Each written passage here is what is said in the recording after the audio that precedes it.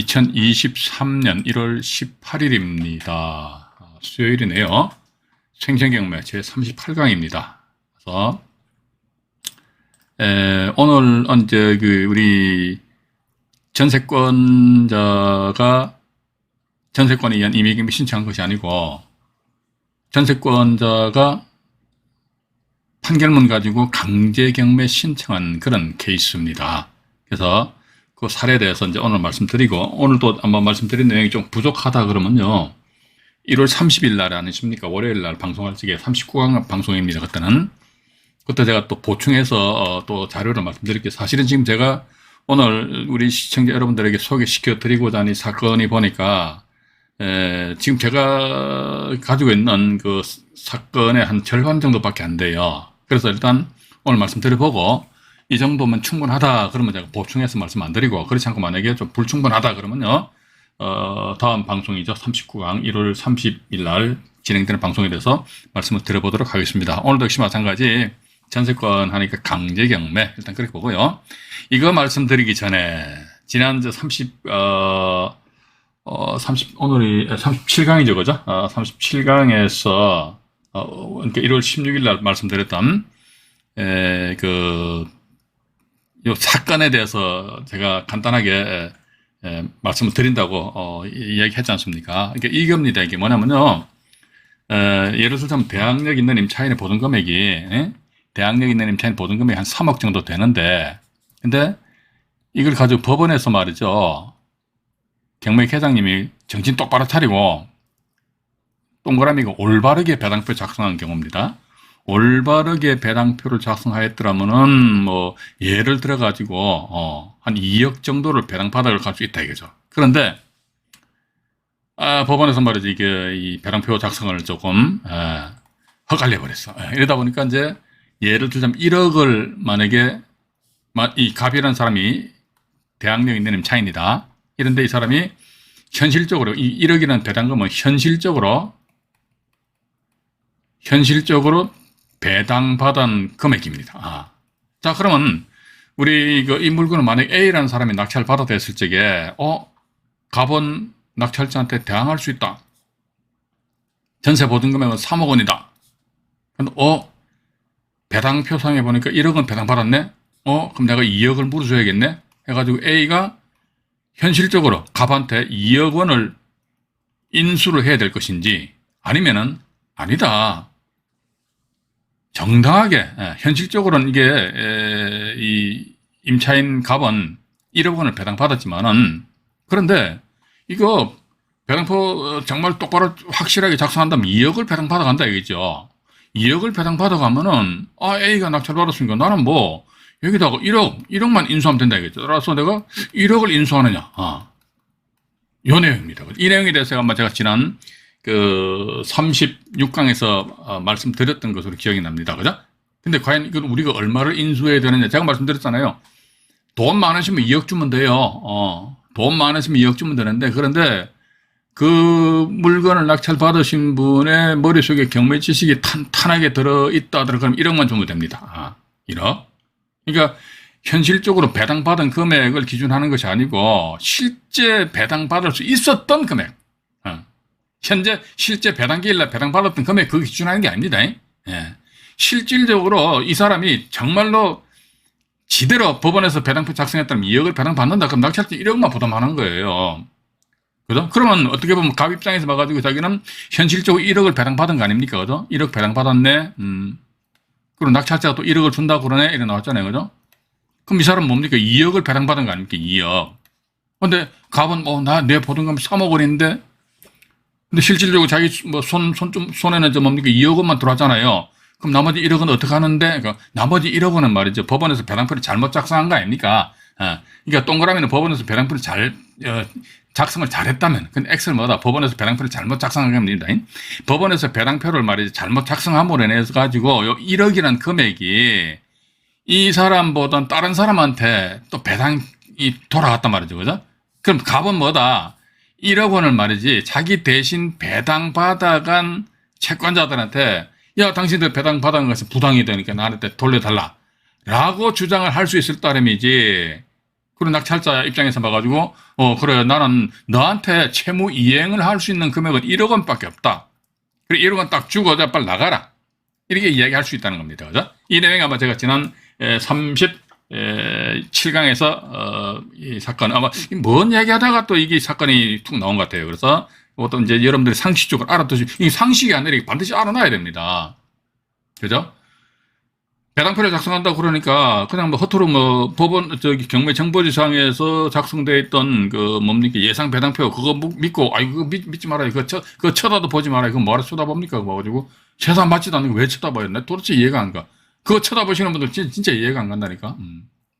그럼 어떡한다 하더라. 그건 내가 철저하게 배당표를 작성하죠. 그런데 그것도 보니까 배당표 작성하는데 보니까 반드시 배당표를 작성해야 되는 그런 경우가 있는데 어떤 경우는 배당표 작성할 필요도 없는 것도 있어요. 그죠? 그래서 딱 봐가지고 요건 내가 반드시 배당표를 확실하게 작성을 해야겠다. 이런 경우는요. 정말로 똑순하게 배당표 작성해야 됩니다. 왜 그런 줄 아십니까? 집행법원에서 말이죠. 배당표를 작성하는데요. 정말로 1심 집행법원에서 배당표 정말로 확실하게 배당표 작성했다 그러면요. 배당 이의와 관련된 그 법원 판례가 거의 없는 게 아니라 아예 없겠죠. 그죠? 그런데 제가 오늘 방송하기 직전이죠. 오늘이 2023년 며칠입니까? 1월 18일이잖아요. 1월 18일 현재입니다. 현재 대법원 홈페이지 들어가셔가지고 말이죠. 홈페이지 들어가가지고요. 사건명을 말이죠. 뭘 한다? 배당이의로 합니다. 배당이의. 예. 사건명을 배당이의로 해가지고요. 이 배당이의와 관련된 사건이 몇 건 있는가 해가지고 여러분들 방송 끝나시고 나서 실제 대법원 홈페이지 들어가셔가지고 이거 검색을 해보시라니까요. 검색해보니까 오늘 제가 검색해보니까 몇 건 652건이 배당이의와 관련된 원고 표결가 막 찢고 뽑고 싸움했던 그런 사건이란 말이죠. 그러면 이게 652건이라는 것은 뭐다 이게? 예. 뭘 반증합니까? 집행법원에서 그만큼 배당표 작성 엉터리를 했던 거 아닙니까? 엉터리로 작성했는데 그런데 우리 경매인 입장에선 봐가지고 그냥 경매 지식이 일천하다 보니까 우리 통상적으로 그렇게 생각하잖아요. 법원에서 저렇게 집행하니까 의당 그게 맞는 모양이다. 맞기는 개뿔이 뭐가 맞아 봐가지고.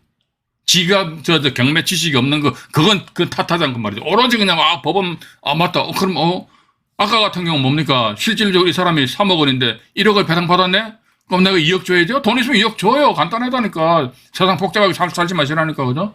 돈 있으면 2억 주면 되지, 뭐. 2억 주고 내가 보내면 되잖아요, 그죠? 그런데, 경매 홍보를 열심히 하신 분 말이에요. 예. 오늘 에어버스 러브님 들으셨네요. 저 어떤 분이 에어버스 러브님이 경매 홍보 제일 열심히 하시는 것 같아. 역시 우동생은 1등으로 들으셨네요. 1등 들으셨고요. 오늘 참, 리키님 들으셨나요? 리키님 아마 대전지방법원에서 아마 아파트라는 낙찰 받으신 것 같은데, 카페에다 경매 낙찰 받으신 물건을 올려놓으셨더라고요. 나중에 리키님 들어오셨는데 봐가지고 방송하는 와중에 낙찰 받으신 그 경매 물건을 오픈해도 되겠습니까? 리키님 오픈해도 된다 그러면요 밑에다 채팅창에다가 댓글을 달아주시면 제가 오픈하도록 하겠습니다. 어쨌든 봐가지고요 여기 그럼 제가 이와 관련된 그 판결 내용인데요. 이거는 지금 판결 내용 중에서 일부만 제가 발췌를 했습니다. 그런데 여기에 대해서는 이제 제가 여러분들에게 추천을 해드리고 싶습니다만 이 사건을 여러분들 검색을 하셔가지고요 판결 원문 전체를 다 보십시오. 다 보시게 되면 누가 언제 저당권 설정했고 누가 언제 임대차 계약을 체결했고 어쩌고저쩌고 막 소토리가 막 나와요. 나오는데 보니까 법원에서 배당표를 요래요래 해가지고 배당표를 작성 잘못했단 말이지. 그 내용 중에서 보니까 이게 나와 있네요. 경락인에게 대항할 수 있는 보증금 잔액이랍니다. 경락인은 이게 2000년도니까 아마 이 당시 경락인 이렇게 표현했던 모양입니다. 낙찰자도 낙찰자인데 경락인에게 대항할 수 있는 임차 보증금 잔액이다. 대항할 수 있는 임차인의 보증금 잔액은 뭐냐 이게? 보증금 중에서 자기 전세 보증금 있잖아요, 그죠? 경매 절차상에서 올바른 순위에 따른 배당이 실시될 경우에 배당을 공제한 나머지 잔여 금액을 의미하는데 이게 뭔 말이냐 이게 자기 보증 금액이 예를 들어 가지고 5억이라 치자죠. 5억. 근데 경매 절차에서 올바른 배당 이게 올바른 배당 순위잖아요. 이게 뭡니까? 집행부문에서 정신 똑바로 차리고 배당표 작성했을 경우에 배당 받는 금액이다. 정신 똑바로 차리고 배당 받는다 했을 때 이 사람이 3억을 배당 받는다.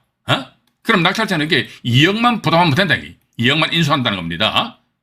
이렇게 의미하는 것이지 임차인이 배당 절차에서 현실로 배당받은 금액, 그러니까 배당표상에 집행법원에서 배당표 작성해가지고 임차인도 얼마, 그러니까 근데 이 임차인이 대항력이 있는 임차인이 보증금액 5억인데 법원에서 말이죠, 이게 그 전날 뭐 술을 드셨는지 봐가지고 한 2억으로 배당이 받는 걸 했단 말이에요. 그럼 낙찰자 어떻게 3억 원을 인수해야 되는데 이렇게 나와 있거든요. 보니까 임차인이 배당 절차상에서 현실적으로 배당받은 금액 2억이잖아요, 그죠? 현실적으로 배당받은 금액을 공제한 나머지 금액을 의미하는 것이 아니에요. 3억을 의미하는 것이 아니래요, 그죠?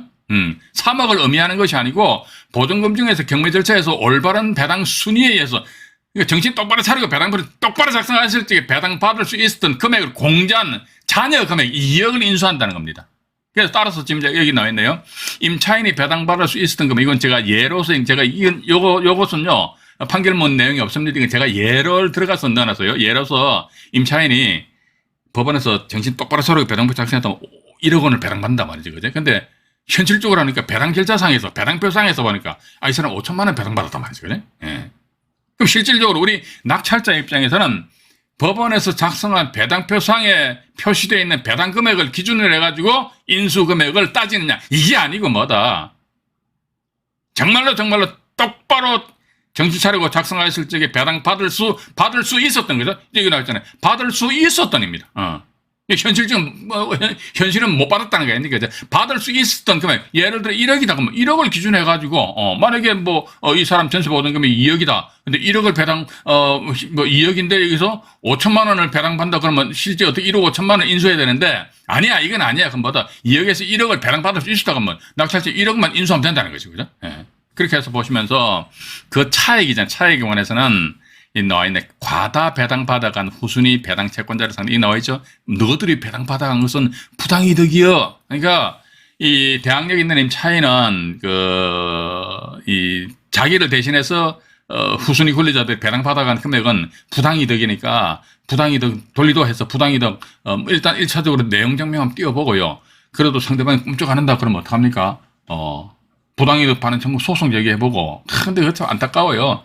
부당이득 반환 청구 소송 제기하는데 제가 만약에 배당기일 날 배당받아간 후순위 권리자다 이랬을 적에 말이죠. 대항력 있는 임차인이 저한테 연락이 와가지고 안종현 씨 네가 배당받아간 것은 부당이득이니까 부당이득을 반환해내놔라, 토해내라. 그러니까 제가 딱 쳐다보더니 나 돈 없다 매롱합니다. 돈 없다고 그래요. 돈 없다. 소송 제기하든지 말든지. 소송이 제기해가지고 판결문 나와봤자 이게 아무런 의미 없어요. 봐가지고 상대방에서 대가 집행할 수 있는 그 어떤 재산이 없으면요, 이게 아무런 종이 일반 A4 용지 종이 쪼가리보다 못한 게 판결문이 되잖아요. 그렇게 봅니다. 부당이득 반환을 구하는 것을 변론을 하고, 그러니까 부당이득 반환 하든지 말든지 하고 경락인을 상대로 해서 그 반환을 구할 수는 없다 이거죠. 경락인을 상대로 해서 그 반환을 구할 수 없다는 것은 결국 이게 무슨 뜻입니까? 낙찰자한테 어떻게 돌리도록 하고 자녀 보증금에 대해서 예를 들자면 여기 실질적인 사람이 5억에서 이제 2억을 배당받았으니까 3억을 내놔라 그랬을 때 낙찰자는 웃기는 소리 하지만 2억만 주겠다 이게지, 그죠? 그러면 현실적으로 이 임차인은 지가 2억 배당받고 2억 인수 받고 하는 게 4억인데 실질적으로 자기 전세 보증금은 5억이잖아요, 그죠? 그럼 1억은 어떻게 한다 하더라? 1억은 뭐다? 법원에서 배당표를 잘못 작성함으로 인해서 후순위 권리자들이 대신 배당받아갔기 때문에 걔네들 상대로 해서 부당이득 반환 청구 소송 제기해보고 했는데도 불구하고 돈 없다 만세 불러버리면 그때 대책이 없어요 봐가지고. 그래서 어떻게 보면은 어떤 면에서 보면은 법원에서 배당표를 잘못 작성함으로 인해가지고 낙찰자가 똑똑하다 그러면요, 비록 대항력을 가지고 있는 임차인이라 할지라도 자기 전세금 전액을 딱 회수하는 데 조금 문제가 발생될 여지가 있다는 겁니다. 왜냐면은 소송 제기해서 법원으로부터 판결문만 받으면은 당연히 상대방에서 자기네들 배당받아간 금액을 반환해 주느냐, 토해내느냐, 안 토해내면 어떡할 것인데 가가지고 두드려 패지도 못하잖아요, 그죠? 이랬을 적에 임차인 입장에서는 비록 대항력을 갖췄지만은 참 대단히 자녀 전세 보증금에 대한 반환은 요원하다. 나아가서 보니까 경락이 낙찰자를 상대로 해서 그 반환을 구할 수 없다. 자, 구할 수 없다는 것은 뭡니까? 낙찰자는 그 임차인에 대해서 더 이상 나는 당신한테 채무 이행할 게 없다는 거예요. 그죠? 그죠? 채무 이행할 것이 없으면 내가 다 줬다. 근데 예를 들어 2억을 준단 말이죠. 근데 상대방 임차인은 2억 당연히 안 받겠죠. 안 받으면 낙찰자는 어떻게 하면 됩니까? 이거 하면 되지, 이거. 법원에 지불 공탁을 딱 해버리면 되잖아요. 그죠? 지불 공탁을 한다. 공탁하면 그거 어떻게 됩니까? 채무 이행이 돼버리잖아. 공탁을 했어? 나는 2억 원에 대해서만 당신한테 채무를 부담을 해야 될 그런 의무가 있어. 따라서는 2억 원을 갖다 주니까 안 받아. 그러면 어떻게 법원에다가 공탁을 해버려? 공탁을 함으로 인해서 채무 이행을 했어. 근데 너 안 나갔지? 안 나가네. 너 나가. 라고 얘기할 수 있다는 거예요. 그러니까 내가 채무 이행을 했는데 너는 그러니까 내가 채무를 이행을 했으면 그 임차인은 지가 나가야 될 거 아닙니까? 지가 안 나가면 지금 채무 불이행이거든요. 나는 채무 이행을 했는데 너 왜 채무 불이행하냐? 따라서 너 나가. 라고 낙찰자는 주장을 할 수가 있다는 겁니다. 그래서 이 내용에 대해서 요 사건에 대해 이겁니다. 그래서 정확하게 한번 우리 시청자 여러분들이 다시 한번 더 파악을 해보시고요. 이런 걸 보시게 되면요. 제가 항상 다른 영상물에서도 말씀드립니다. 법원 경매 누가 아무나 믿으면 안 됩니다. 법원도 세상 믿을 뻔 못 되고요. 등기부등본 이것도 믿을 뻔 못 되고요. 심지어 안종현이조차도 여러분들 믿으시면 안 됩니다. 오로지 이 세상에서 믿을 사람은 누구냐? 이게 자기 자신밖에 없어요. 자기 자신을 믿으려고 그러는데 머릿속에 아무런 맹탕 지식이 없다 그러면 믿기는 뭘 믿어? 개뿔이나 아무것도 못 믿잖아요. 그죠? 그렇기 때문에 말 그대로 열공하시라는 겁니다. 그래서 요즘 보니까 에어버스 러버님이 그 영상물에다가 댓글 다시는데 제가 말씀드린 내용에 대해서 나름대로 어떤 쫙 정리를 하셔가지고 댓글 다시더라고요. 그래서 보니까 그것도 어떻게 보면 자기 공부가 됩니다. 자기 공부가 되고 여러분들 걸 가져가시라 이거죠. 가져가시다면 이게 내가 그 며칠 전인가 한 분이 더 밑에다 영상물 밑에 댓글 다셨더라고요. 경매 투자를 통해서 돈 벌 수 있는 노하우를 좀 이야기해달래. 환장해보라. 노하우가 뭐 있습니까? 솔직히 노하우 있다면 제가 이런 아무도 맞잖아요. 이름도 몰라, 얼굴도 몰라, 성도 몰라, 아무도 모르는데 해서 이런 공개적인 자리에서 노하우를 밝히겠습니까? 저 노하우도 없어요. 그래서 제가 댓글 달았습니다. 경매를 공부를 하다 보면 거기서 공부하는 데서 나름대로 소위 노하우 꼼수가 생긴다 이거지요. 맞잖아요, 그죠? 경매 경제 지식도 없으면 무조건 노하우만 이야기하다 그럼 되겠습니까? 안 되지, 그지? 일단 그렇게 보시면서요. 자, 그럼 다시 이게 건물 일부 전세권과 강제 경매 이렇게 나와 있거든요. 나와 있는데 요거 말씀드리기 전에 오늘 리키님이 대전 지방법원에서 낙찰 받으셨대요. 일단 축하드립니다. 1459 해가지고 대전광역시 동구 파남동에 소재하는 이 물건이신 것 같아요. 그죠? 보시니까 여기에 보시면은 이분이 리키님이신 것 같아요. 맞죠? 리키님이시고 오늘 5명이 응찰하셨네요. 5명이 응찰하셨고 7,505만 원에 쏘셨네요. 2등이 7,328만 원이니까 가격 차이도 그렇게 많지 않네, 그죠? 괜찮네. 낙찰, 일단 나름 1차 감정가 9,900만 원인데, 매매 금액이 얼마인지에 대해서 리키님이 정확하게 조사를 하셨을 것 같고, 청수도 보니까 10층이면은 중고 아파트고, 10층이면 좀 괜찮지 않느냐 하는 그런 생각도 가지게 됩니다. 가지게 된다는 거예요, 그죠? 일단 그렇게 보시면서, 밑에 보시게 되면 밑으로 내려다 보면은, 밑에 내려오다 이 대항력인 임차인이 있는데 있어도 이거 보증 금액이 500만 원인데 껌값인데 배당 요구 안 했잖아요, 그죠? 근데 이게 현황 조사서를 보니까 이 소유자하고 서로 형제지간인 것 같아요. 그래서 이 형제지간 같은 경우는 그냥 지가 진짜 임차인이랑 배당 요구 한다면요, 이게 있잖아요. 소액 보증금에서 5,500만 원 이하 1,900만 원 채웠으면 이제 지가 500만 원 다 배당 받아가는데 가짜다 저는 그렇게 보고 있습니다. 그래서 가셔가지고 이런저런 이야기하시면서 확 까불면 경매방해자 돼가지고 넌저시 이 경매방해죄 해당될 수도 있고 이게 형사처벌 받을 수도 있습니다. 해가지고 넌저시 한번 이야기를 해보시는 것도 괜찮으실 것 같아요. 그래서 물건은 보니까 건전한권자가 이렇게 임의경매 신청했잖아요. 그죠? 아주 그렇게 평범한 물건입니다. 근데 저는요 이게 이런 아파트 낙찰을 받으신 거 있잖아요. 이것도 좀 상당히 좋게 봅니다. 왜냐면요 우리가 허벌나게 공부만 하는 거야. 그럼 죽을 때까지 공부만 하는 거야. 경매법정에서 입찰도 한 번도 못 써보는 거야. 그럼 뭐하러 공부합니까? 봐가지고. 이 영상을 왜 봅니까? 저는 그건 아무런 의미가 없다고 봅니다. 그래서 일단은, 리키님 같은 경우는 일단 보셔가지고, 낙찰 받으셨길래, 오늘 얼마나, 기쁘셔가지고, 그 네이버 카페에다 그 자료를 올리신 것 같아요. 잘 올리셨습니다. 그렇게 함부로 해가지고 또 다른 분들도 그런 사례를 보면 좀 본인들이 또 스스로 또 자극을 받으실 수가 있거든요. 자극을 받으시고 나중에 사건 진행하다가 또 의문점 있으시면 저한테 뭐 전화 주시면은 제가 또 제가 도움 드릴 수 있으면 제가 도움을 드리도록 하겠습니다. 혼자서 끙끙거리지 마시고요. 항상 주변에는 우리 경매인들이 의리가 있어요. 대체적으로 부동산 하는 사람도 의리가 있습니다. 그래서 서로 이제 카페도 이제 글 많이 올리시고 또 뭐 저하고도 뭐 저도 그렇게 경매 잘 알지는 못해요. 그런데 저한테 전화 주시면 제가 아는 부분에서도 말씀드리고 할 테니까 일단 축하를 드립니다. 박수 칠게요. 박수 한번 딱 3번 칩니다. 짝짝짝 됐습니다. 어쨌든 대단히 바람직스러운 일이다. 일단 그렇게 말씀드리면서 이제 여기 보시게 되면 이제 건물 일부에 설정된 전세권과 강제경매 이렇게 해가지고 일단 먼저 3건인데요. 먼저 이거 전체적인 그 흐름을 좀 말씀드릴게요. 이거는 뭐냐면요, 창원지방법원 이 사건은 경매 신청했다 경매 취하가 됐습니다. 경매 취하됐는데요, 전세권자가 배당 신청, 전세권자가 배당 신청을 전세권에 의한 배당 신청을 안 했어요. 광주 같은 경우에 단독주택입니다. 단독주택은 이 사람은 임차인으로 배당 신청했어요. 이분이 전세권 설정에 만약에 이 갑이라면 이 사람은요, 전세권도 설정하면서 전입신고도 했단 말이죠. 그런데 이 사람이 전세권에 의한 강제경매가 아니고 아마 이 단독주택 같은 경우는요, 본안소송에 의한 판결문을 받아야 됩니다. 판결문에 의한 강제경매 신청하였는데, 근데 임차인으로 이 사람이 배당 신청했단 말이죠. 근데 등기부등본 보니까 전세권 직권말소돼 버렸어요. 이거 직권말소되면 안 된다. 저는 그렇게 봅니다. 여기 제가 물음표를 딱 해놨잖아요. 그죠? 근데 사실 어떻게 보면 우리 경매인 입장에서는 봐가지고요, 이런 전세권이 직권말소되면 좋아요. 말소되면 좋지.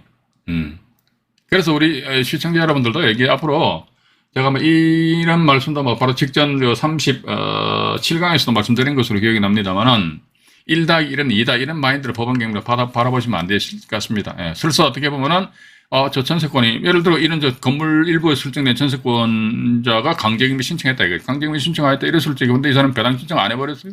배당 신청하면 전세권 인수가 된다 이거죠.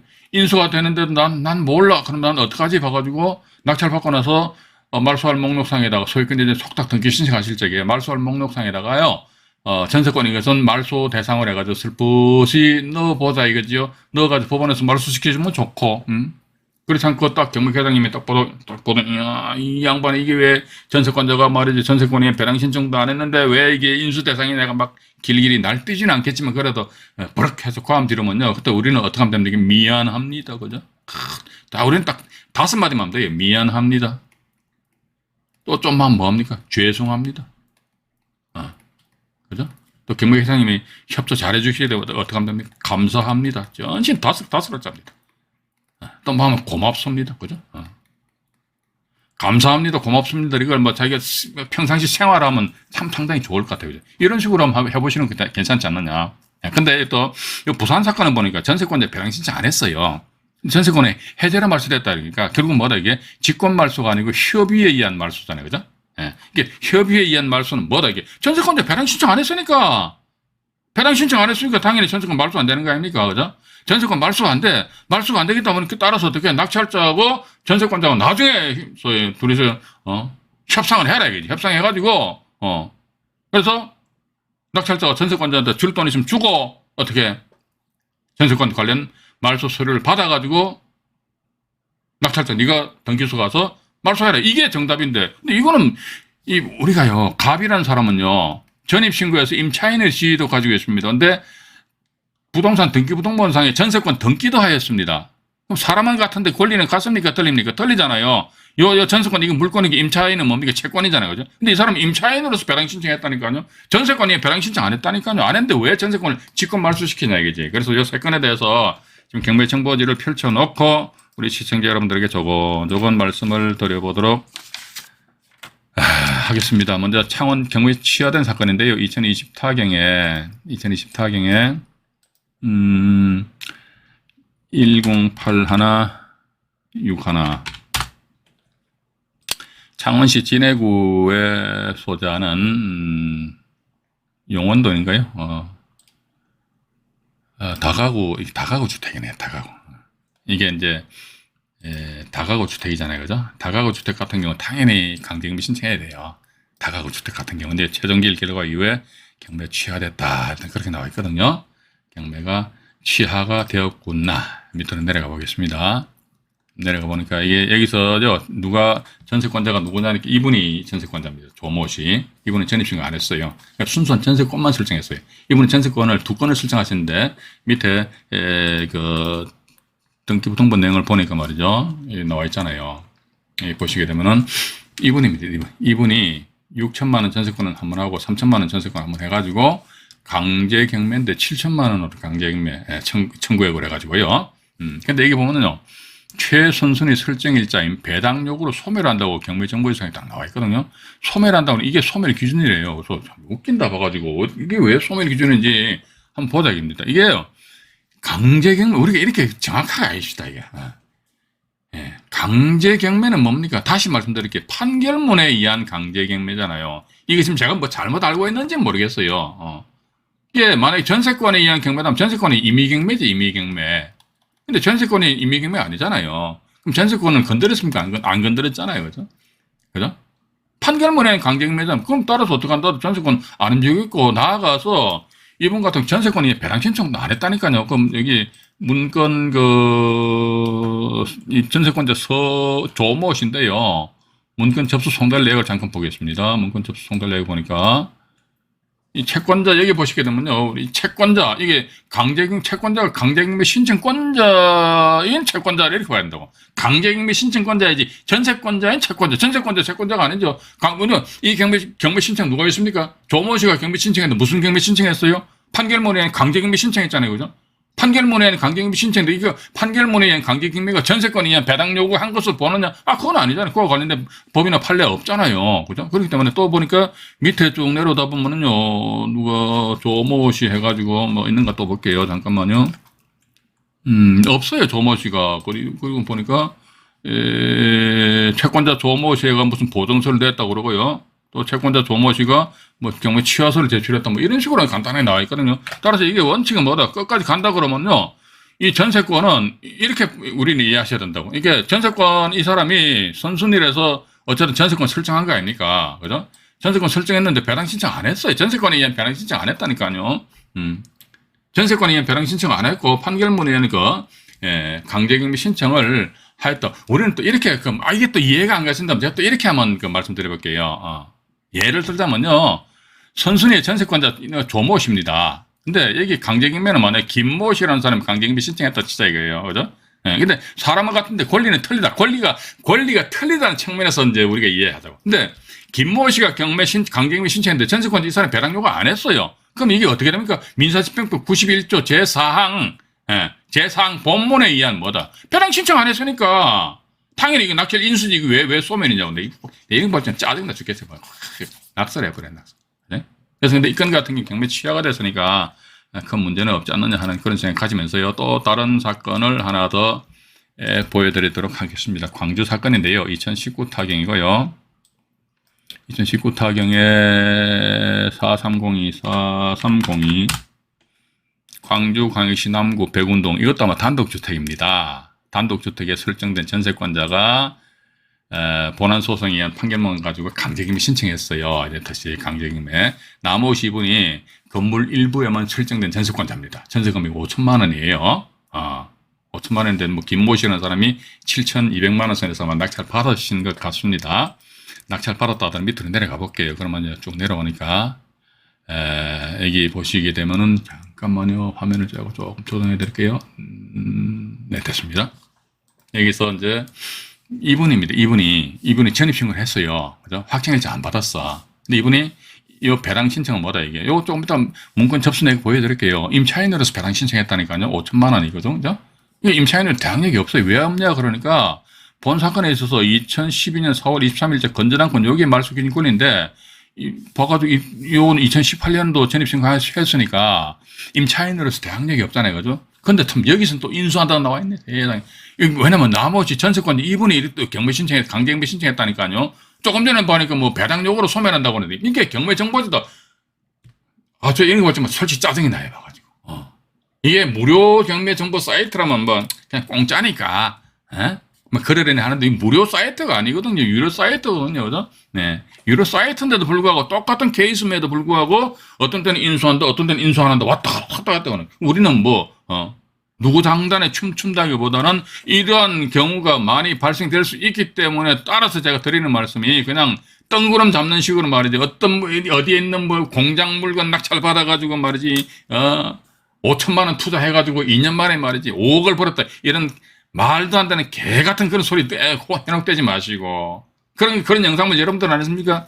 100번, 1000번, 10,000번 들어보셨는데 여러분들 주머니에 이런 땡길 한 푼도 안 떨어져요. 그게 현실입니다. 현실인데 사람들이 그걸 모르더라고 봐가지고. 제가 또 여기서 열받을 필요는 없죠. 봐가지고 물 한 잔 마실게요. 여기서 보니까 어쨌든 이번에 강제징금 신청했잖아요. 그럼 좋습니다. 이제 우리가 포인트는 뭐냐? 배랑 신청을 2019년 6월 13일 날인데, 2019년 6월 13일 날 이 양반이 나모 씨가 뭐를 원인으로 해서 배랑 신청했나 보다 얘기입니다. 2019년 6월 13일이거든요. 6월 13일 어디 있느냐, 이 나와 있잖아요. 2019년 6월 13일이죠, 그죠? 임차인, 분명히 임차인이죠. 임차인 나모 씨죠. 분명히 임차인 나모 씨잖아요. 그죠? 임차인 나머지고 그 다음 밑에는 보면 전부 다 채권자 나머지. 채권자는 이거 판결문에 의한 강제경매 신청권자의 지위로서의 나머지. 전세권자로서 나머지가 아니에요. 근데 어쨌든 이거 보니까 열람 복사 신청하고 경매 절차 정지하고 뭐 나와 있잖아요. 또 채권자 보니까 나머지 뭔지 또 보증서 내고 말이지. 채권자 나머지 또 뭐 경매 속행 이건 뭐 배랑 신청과는 뭐 별개니까. 또 밑으로 내려가 볼까요? 뭐 채권자 또 누가 있네요? 없네요, 봐가지고. 자, 보십시오. 그러면 2019년 6월 13일 날 해가지고 나와 있잖아요. 딱, 이게, 우리 이런 거 이런 거 믿어야 될, 이런 거 신뢰를 해야 될 거 아닙니까? 임차인 나머지, 권리신고의 배당요구 신청서를 제출하였다 하더라. 그럼, 이 사람 전세권이년 배당 신청 안 했다. 그럼, 그 전세권 배당 신청 안 했어. 배당 신청 안 해서 민지법 몇 조요? 민지법 91조 제3 본문에 의해 가지고, 전세권은, 인수가 되는구나, 라고 생각하고 입찰 들어가서 딱 낙찰 받았는데 법원에서 알아서 착착착 말소시켜주면 경매 계장님이 얼마나 이쁘게 했습니까? 그거 가가 뽀뽀도 못 해주고 마지고 뽀뽀해주면 들키잖아. 그러니까 저는 여기서 편법 이런 거 잘 말씀 안 드려요. 원칙을 그대로 말씀드립니다. 그러니까 원칙은 이 전세권이 배당 신청 안 하면 인수가 되는데 그런데 법원에서 소멸시켜준다더라. 그럼 우리 입장에서 뭐다? 우리 경매인들은요. 경매 절차상에 있어서 경매 낙찰자인 나 입장에서 봐가지고 유리하면은 법이 좀 이상하게 좀 집행되더라도 그게 집행된 것이 유리하면 샷다 마우스 불리하면 입에다 완전 개가 품는 거야. 물건이야. 막 한마디 방방 떠야 된다. 이런 마인드로 접근하시면 또 하나 더 이렇게 보시면 됩니다. 만약에 이게 낙찰 받으셨잖아요. 낙찰 받게 되면은요. 제일 먼저 임차인 이 사람이 진짜 임차인으로서 배당 신청한 것인지 전세권자로서 배당 신청한 것인지 여기에 대해서 나름대로 낙찰받게 되면 낙찰자 이제 이해관계인이 되지 않습니까? 이해관계인이 되니까 이해관계인이 지유로서 법원 가가지고 문건 접수 내게 민사집행 사건 기록부 그 열람하시는 거죠. 열람하시면서 담당 경매관한테 물어보는 거죠. 계장님, 나머지 사람 임차인으로서 이건 뭐 민사집행 사건 기록부를 보게 되면 채권 권리신고의 배당요구 신청서를 제출했다 그러면 그 서류를 보면요. 이 사람이 임차인으로서 배당 신청했는지 또 여기 보면 주택임대차 해가지고 임대차 계약서를 첨부했다 나와 있잖아요. 전세권이 아니잖아요. 그죠? 전세권이 아니라니까요. 그렇기 때문에 이게 이 전세권은 원칙은 소멸한데 인수가 돼야 되는데도 불구하고 어떻게 한다 들어봐가지고 이 사건 제가 등기부등본 잠깐 보여드릴게요. 잠깐 보여드립니다. 잠깐만요. 광주 이겁니다. 광주 사건인데요. 여기 보시게 되면요. 전세권이 5천만 원 이겁니다. 이분이에요. 전세권 5천만 원 해가지고 아까 전세권 나모시 이렇게 돼 있잖아요. 나모시 일단 3번 전세권 말소됐어요. 예? 3번 전세권 말소됐는데 말소 사유가 뭔지 그거 우리 한번 확인해 보자 이거죠. 3번 전세권이 말소가 되었답니다. 3번 전세권이 말소가 되었는데 3번 전세권 말소된 사유가 뭐냐? 3번 전세권 말소된 게 뭐죠? 이게 3번 전세권 전세권 설정해서 설정 등기 말소죠. 뭡니까? 강제경매라는 매각이래요. 이 강제경매라는 매각이라는 것은 여러분들 다들 아시겠습니다만 낙찰자가 대금 납부함과 동시에 소유권에 대한 속탁 등기 신청하잖아요. 법원에서 알아서 이제 그래 알았어 해가지고 법원에서 직권회의해서 말소 등기 해주는 겁니다. 직권말소. 이거 직권말소가 아니잖아요. 전세권이 배당 신청 안 했는데. 그래서 또 이게 전 그렇게 봅니다. 보십시오. 이게 다시 지워버리고요. 요거를 다시 넘어옵니다. 이 나머지 이번에 전세 금액이 전세 보증 금액이 7천만 원이라고 5천만 원입니다. 그죠? 5천만 원인데 이게 만약에 전 그렇게 봐요. 법원에서 이걸 배당을 해주었지 않겠나? 이게 참 재미가 있어요. 봐가지고. 배당해줬다고 뭐 어떻게 배당하지? 이게 7,206만 원이 배당 금액이잖아요. 낙찰 금액이잖아요. 그죠? 여기서 한 200만 원 정도를 경매 비용을 빼면 순수한 배당 금액 7천만 원을 보장입니다. 이 7천만 원 보면 이게 7천만 원은 토지와 건물의 합계액이잖아요. 그죠? 그럼 토지와 건물 요 부분에 대해서 나름대로 또 쪼개야 됩니다. 왜냐면요.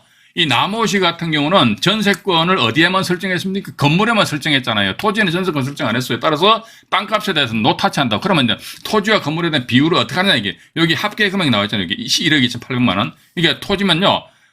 8,900 요거 계산기를 눌러볼게요. 직접. 이건 이렇게 배당표 작성하는 게 아니라니까. 제가 아마 근데 일기 라이브 방송한 이 사례를 가지고 막 이렇게 배당표를 작성한 것으로 이렇게 영상물을 제작한 것 같아요. 그건 아마 지금 제가 생각하니까 그거는 잘못된 것 같아요. 그래서 보니까 8,976만 원 나누기 1억 2,867만 760원 하면요. 이게 토지가 69.7% 토지가 보니까 7천만 원인데 69.7%입니다. 그러면요. 건물은 나누기 69.7% 하게 되면 건물은 30.3%가 나와요. 그러면 배당 금액 7천만 원이잖아요. 땅값은 뭐 신경 쓸 필요도 없고 그럼 7천만 원 곱하기 30.3% 할게요. 30.3% 하게 되면요. 이 배당 금액이 2,121만 원입니다. 건물의 배당 금액이 2,120만 원인데, 이 양반은 말이야. 선순위 전세권인데도 불구하고 전세 금액이 5천만 원이잖아요. 근데 전세권을 죽여버렸다, 이거지. 이 양반 같은 경우 뭐다? 임차인에 의해서 배당 신청했잖아요. 그죠? 임차인에 의해서 배당 신청했지. 전세권은 배당 요구를 안 했어요. 안 하면 전세권 불소멸이란 말이에요. 불소멸 된다더라. 그럼 뭐다? 이 사람은요. 설사 배당 신청을 해가지고 만약에 2,100만 원을 배당 받는다 손치더라도 나머지 3천만 원에 대해서 낙찰자 끌어안아야 되는 그런 상황이 되는데도 불구하고 이걸 전세권 말소시켰다는 게 이것은 말이 안 된다. 근데 또 말씀드리면 우리 경매인 입장에서는 아싸 좋은 일이다. 일단 그렇게 보시면 우리는 근데 여기서 일단 대원칙을 알고 나아가자 이런 말씀 제가 드려보고 싶습니다. 또 하나 더 말씀드릴게요. 이번에는 부산으로 넘어갑니다. 부산 말씀드리고 1부 방송 마치고 좀 2부에서 또 말씀드릴게요. 33827 부산 사건인데요. 잠깐만요. 부산 해가지고 단감동에 소재하는 주택입니다. 단감동 하면 옛날에 제가 어렸을 때 단감동에 살았어요. 제가 어렸을 때 단감동에 보면 단감동 화장막이 있어요. 화장터. 아주 옛날이죠. 지금으로부터 그건 반세기 전입니다. 반세기 그래서 한 55년 정도 됐네요. 부산 진구 단감동인데 이건 보시니까 강제경매 해가지고 이모 씨가 청구액이 3,500원 이분이 전세권자입니다. 전세권자인데요. 밑으로 한번 일단 내려가 볼게요. 내려가 보면 여기 전체적으로 놓고 보게 되면 말이죠. 잠깐만요. 보시게 되면은 전세권자 이모 씨잖아요. 전세 금액이 3,500만 원이지 않습니까? 근데 강제경매 신청하셨네요. 이모 씨가 3,500만 원이란 말이죠. 이 건물이거든, 건물. 그리고 또 밑에 보면요. 이것도 화면을 좀 조정해 드릴게요. 이제 이 토지에 대해서는 전세권 설정 안 돼 있어요. 안 돼 있는데 보니까 강제경매 이모 씨가 전세금 3,500 이렇게 나와 있거든요. 그죠? 나와 있는데 여기서 이제 포인트는 뭐냐? 일단 전세권자가 강제경매 신청했다는 겁니다. 전세권자가 강제경매 신청했어. 알았어. 그러면 어떻게 문건 접수 송달 내역을 보자 이겁니다. 문건 접수 송달 내역을 떡하니 보니까 어떻게 돼 있다 하더라. 전세권자 이 사람이 보니까 배당 신청을 했는가? 전세권자 이분이 잠깐만요. 이 경매 정보 좀 다시 한번 볼게요. 전세권자 이름이 성씨가 이모시고 3,500만 원 이렇게 되어 있습니다. 어쨌든 전세권자 해가지고요. 여기 전세권자 김길란 씨 이 사람은 다른 전세권자입니다. 그러고 보니까 채권자 이분이 전세권자예요. 이분이 경매 신청했으니까. 근데 밑으로 내려오다 보니까 채권자 해가지고 이분은 보정서 제출했고 나머지 또 채권자 이분이 보니까 보정기간 연장 이건 뭐 배당 신청하고는 좀 전혀 틀리잖아요. 그죠? 또 채권자 이분은 보니까 공시송달 신청했고 또 무슨 뭐 보정서를 뭐 제출하고 또 밑으로 내려가 볼게요. 봐가지고 이 보면 이 계속 무슨 보증서를 계속 제출했네, 그죠? 공시송도 신청하고 주소 보정을 하고 했는데 이게 결국 뭐다? 이 사람이 전세권자로서 배당 신청은 안 했어요. 전세권자로서 배당 신청 안 했다면 이 전세권은 소멸 아니고 소멸 안 되고 불소멸 된다는 거예요. 불소멸 안 죽는다는 거예요. 그럼 여기서 이제 매각 물건 명세서상의 전세권이 과연 어떻게 되는지에 대해서 법원에서 작성했는지 그것도 잠깐 보겠습니다. 전세권 보니까 이게 나와 있네. 이건 보세요. 봐가지고 건물 전세권자 이모 씨는 전세금액이 전액 변제되지 않는 경우에 전세권 등기 말소 안, 이게 정답이잖아요. 이게 정답이라니까요. 전세권 등기 말소 안 된다니까요. 왜냐면 전세권 배당 요구가 나기 때문에. 근데 전세권 지가 배당 요구하면요. 지가 전세금 전액 갖다 배당 받든 못 받든 무조건 말소되는 거야. 왜? 이것은 뭐 민지법 91조 제4항 단서 조항에서 무조건 죽는 거죠. 근데 본문은 뭐다? 배당 신청 안 했어요. 그러면 인수요. 단서는 뭐다? 배당 신청했어. 그러면 소멸입니다. 이렇게 나오잖아요. 그죠? 예. 근데 배당 신청 안 했기 때문에 전액이 전세권 등기는 말소하지 않는다. 일단 그렇게 매각 물건 명세서에는 이렇게 딱 나와 있거든요. 나와 있는 상태에서 이 건 관련된 등기부등본을 제가 하나 보여드릴게요. 등기부등본 부산 사건인데요. 전세권 해가지고 얼굴로 넘어가 볼게요. 얼굴 전세권자 이모 씨입니다. 이모 씨인데요. 어디가 붙노? 있네요. 이분입니다. 전세권. 이모 씨잖아요. 그죠? 전세권 이모 씨 3,500만 원이거든요. 설정 순위가, 순위가 9번입니다. 순위 번호가 9번으로 되어 있죠. 9번 전세권이 과연 뭐를 원인으로 해서 말소됐느냐 보니까 9번 전세권 딱 나와 있죠. 해제. 뭐도 이렇게 협의에 의한 말소 협의에 의한. 자, 그러면 말소된 날짜가 2011년 10월 17일이다. 2011년 10월 17일. 여기 보면요, 잠깐만요, 뭐가 또, 요거는 그 낙찰 이후에 등기부등본 발급받은 겁니다. 낙찰 이후에. 보시게 되면은, 일단 이 사안 같은 경우 어쨌든 해제를 통해 가지고 일단 전세권이 말소가 되었다. 일단 그렇게 여러분들 좀 이해를 하시면서 다시 한번 더 정리를 해서 말씀드리면은 판결문에 의한 강제금이 신청하였다더라. 그런데 전세권에 의한 배당 신청을 안 했어. 안 하면 전세권은 경매시 매각하고 소멸 안 돼. 이게 대원칙이다. 일단 그렇게 이해를 하시면서요. 이제 2부에서는 말이죠. 이제 38강 2부에서는 공동주택입니다. 아파트 등 공동주택에 선순위로 전세권 설정했는데 이 전세권자가 판결문을 어떻게 해가지고 이 판결문에 의한 전세 목적물을 강제경매 신청한 사례, 그 사례에 대해서 2부 방송에서 말씀을 드리도록 하겠습니다. 38강 1부 방송을 마치도록 하겠습니다.